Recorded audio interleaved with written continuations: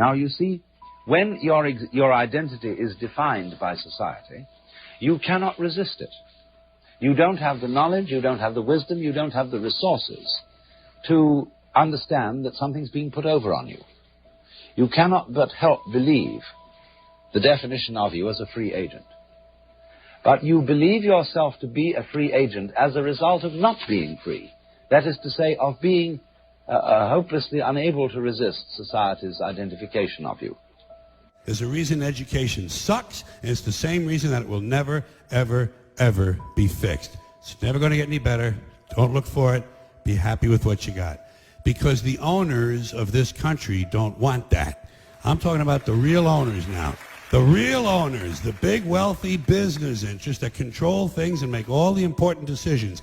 Forget the politicians. The politicians are put there to give you the idea that you have freedom of choice. You don't.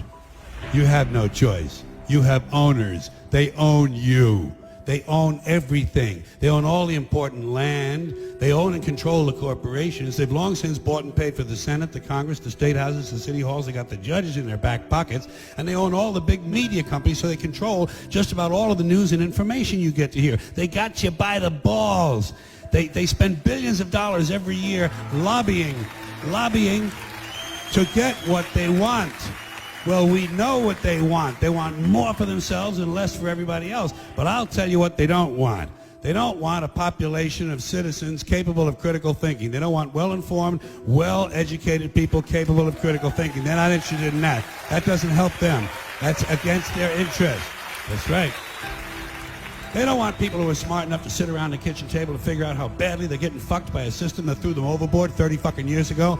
They don't want that. You know what they want? They want obedient workers. Obedient workers. People who are just smart enough to run the machines and do the paperwork and just dumb enough to passively accept all these increasingly shittier jobs with the lower pay, the longer hours, the reduced benefits, the end of overtime, and the vanishing pension that disappears the minute you go to collect it. And now they're coming for your Social Security money. They want your fucking retirement money. They want it back so they can give it to their criminal friends on Wall Street. And you know something? They'll get it. They'll get it all from you sooner or later because they own this fucking place. It's a big club, and you ain't in it. You and I are not in the big club.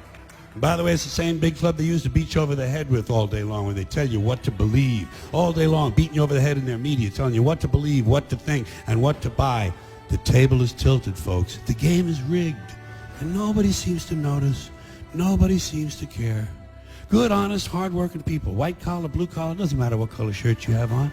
Good, honest, hard-working people continue. These are people of modest means. Continue to elect these rich cocksuckers who don't give a fuck about them.